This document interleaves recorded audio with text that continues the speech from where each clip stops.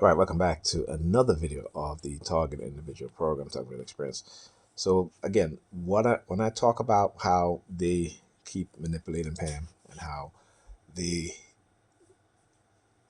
how she's weaponized against our children, I'm gonna give you guys another example. All right, so when I go pick up Alyssa from school, all right, she's always late. So I'm hearing the teachers all the time, oh they're late, she's always late, what have you. The past 2 weeks, right, I've been having her do her homework and so forth. Then all of a sudden, she's staying up all at night. At night, her mother will wake up in the middle of the night and don't even go check to see if she's up. So Friday, I said to her, I said she was like, well, Alyssa was, she was up again all night on Thursday. Was it Thursday? Did she go? Well, she was up a little late on Thursday. What have you. She got up in the middle of the night. What have you. So I said to her, I said, Pam, what time did you get up? She's like, well, I got up around 1 o'clock. I said, okay, did you go check to see if she was sleeping? No, I just stayed in my room. And I'm like, okay, so you know that she's getting up in the middle of the night. You get up in the middle of the night and you don't even go to check to see if she's up to make sure that she's sleeping. This is what I talk about. Then Friday, no Friday, um, uh, no Thursday when I was Thursday night before I left. Um, Pam said to me, Alyssa has a project she has to do, right? And I said to her, I said, so when did she have this project? I said, so how is it that you know about the project but I don't, right? And this is what I'm talking about, right? So when I ask my daughter, hey, do you have any projects? She tells me no. But then her mother will, who knows? I don't know if her mother is telling her to tell me no or what have you. But this is what I talk about. So she knows this was Thursday. The project needs to be in or else she'll fail the class. So Friday, I said to Pam, I said, are you going to help her over the weekend do her project? Right? If not, I was going to come over there and go over there and help her do the project. Of course, that's not what she doesn't want that, right? So the attack today is again trying to uh, uh, create some sort of subliminal threat, right? Because of what she's not doing. Because when I talk about how the state uses black women, Negropean women, this is what I talk about, right? The state benefits off of them. The state uses them. I'm talking about those who operate within the states, whether it be the police department, whether it be those in those predators on the police department, those predators in the family court who will approach certain women, right, and try to get you know sex or what have you for favors. This is what I'm talking about. I've experienced it. Okay, and so I said to her early today because I called her yesterday. She didn't, I said to Alyssa, I said, make sure you go to your mom and have her help you with her homework. So I said to her yesterday, I said, did you help her with homework with her project? She was like, I'm going to. Call her early this morning. I said, hey, don't forget Alyssa's project. She needs to get it done. She says to me, okay, whatever, I'll rush up the phone. I just call her to see if Alyssa's finished her project. She told me no, she didn't finish it. Why? Because she didn't have the paper. So she didn't have the paper yesterday, but you tell me you're gonna have to help her with the homework, right? And you're part of the department using the sirens when I said about her paper, right? Remember these words I talk about that they use words like papers, right? Particularly in the climate, what's going on right now. Which again, I'm not afraid and I'm not scared. They are. That's why they continue to do what they do because they are afraid, and I'm going to hold them accountable. There's no escaping for them. So I said to her, I said, what do you mean? I said, what do you mean? So I said to her, I said, okay, this is what I need you to do. I need you to write a note to her teacher.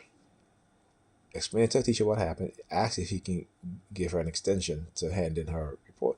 She says to me, no, I'm going to ask him uh, if she can do it over the Christmas break. I'm looking at her. I'm like Pamela. After the Christmas break, that's it. The grades are going to be in, right? You're going to get the report card. There is no way that he's going to let her wait till. And the fact that she would even say that, and I said to her, I said, this is what I'm talking about with you. You, everybody got to do things when on your time when you want it, want them to do it. This is our daughter we're talking about here. The fact that you're home for the entire weekend, the fact that you didn't even decide to help her, The fact that you keep telling me yes, you're going to help her, and you don't help her. And then, as I mentioned that, then she gets an attitude and she goes, "Well, bye, bye," and then hangs up the phone on me. So when I talk about how they will try to use people, how they will hack into my accounts to do all these things, and this is an attack. So the fact that these women who have become that what they have done is create the dark triad personality traits. So trauma based conditioning, fear based trauma based conditioning within the society, open society, within the homes of black people, and we don't even want to understand what's going on because we have our head stuck up the clouds and can't see anything. Can't see anything. Can't think. Can't be rational. Can't be critical thinkers. Don't know any damn thing. Okay, this is what I'm talking about. Right? That the fact that she would say that to me, the fact that she's not even worried about what grades our daughter's going to get, the fact that she knows that my daughter, and again, when we're being microwave and radio wave, she's up all night, can't sleep, and this is an attack. This is an attack on a child, just like how it was an attack when we were children. But because our parents don't understand these things, is the reason why they get away with this stuff. And let's talk about it. Go and look at them. One of the best analogy I can give you guys is the Alice in Wonderland, right? And where you have a person who uses technology to manipulate people who are ignorant. Okay? Because they don't think technology is there. So you have them as believers. And you use technology in ways to manipulate their belief system, to ingrain and indoctrinate even more, to solidify the belief system. But you do it using technology, you do it using covert warfare, covert psychological warfare, cognitive warfare. And I'll give you another example. I watched a video today, a very touching video, where you have, who was it, Big Sean and a YouTuber, a white guy, right? And they were giving out, it was on the Thanksgiving weekend, I should say the Indigenous Day weekend. They were giving out 3 cars and I think something like a 500 turkey or something like that, what have you. But anyway, so he goes and they're giving away 2 cars. Then he says to Big Sean, "Let's take a walk with me, and whoever you whoever you see, then you can stop them, and if you want to donate the car to them, that's fine. Whoever it is, right? Whatever your heart tells you. But except this dude now, when I talk about how white people, how they use their wealth and the fact that they have money to manipulate us, I'll give you an example because I can see it, right? So after he gives away the 2 other cars, which again I was appreciative. I said, it's great that they're doing that. But are they doing it out of their heart? Or are they doing it because it gives them publicity? And mind you, this YouTuber he's pretty big, right?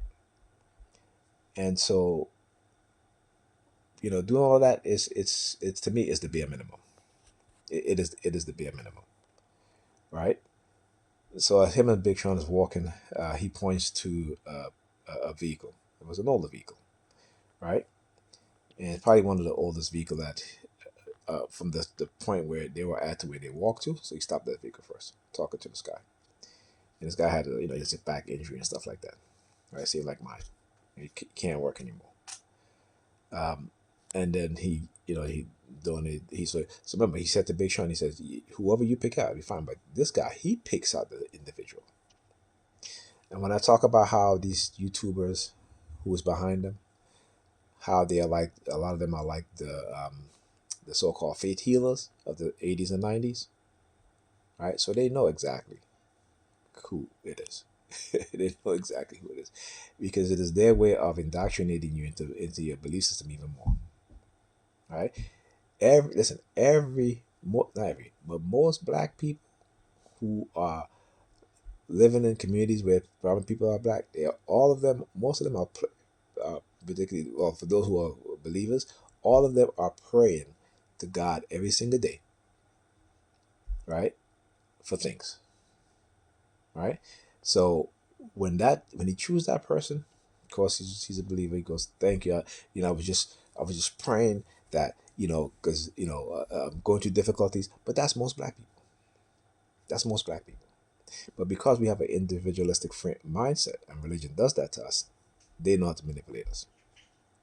Okay, because they already know how we think, right? They already know what we believe, and so I looked at it and I was like, he was like, "Do you believe in God?" and all this stuff, and I'm like, "There you go, there you go." See, when I do things for people, it isn't because whether they believe in God or whether they believe in African spirituality or not. It is not that. It is based off of their circumstance. I can give a damn what your belief system is. But if I can do something for you to help you in any way, it doesn't matter to me if you're a Christian, Muslim, Buddhist, what have you, and such. I'm gonna do it because what? Out of the goodness of who I am. All right? Not because of some goodness that you think yes, your God is, because your God is not good. Your God have good qualities. He have good attributes that man has ascribed to that God. Okay? But again, when you look at the Bible, God is the trickster. God is the liar. God is the one that confuses people by manipulating their tongues and their minds. Right? God is the one who hardens Pharaoh's heart instead of softening Pharaoh's heart. And then the Christians will say, well, there's certain lessons that God is teaching. No, that's not a lesson. Because when God did that, who suffered the consequences? Who paid the price? Hmm? See, we can't think, but for those of us who are still believers, we can't think critically. We cannot think critically. And I say one of the biggest things Christians can never answer, is that how is it that when Cain killed Abel, there was only Adam, Eve, and Cain? Mother, father, and the son. So where did everybody else come from? And then they'll say, well, he had sex with his sister. Like which sister? There was no sister.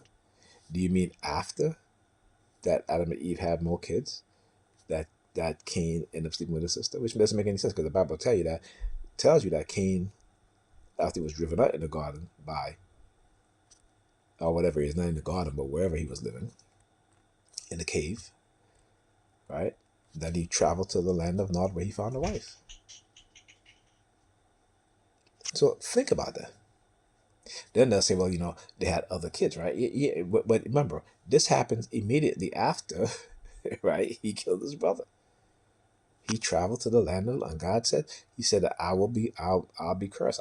I will go, and if somebody harm me, and God said, no one will touch a hair on your head. Who's the no one? Who else is there?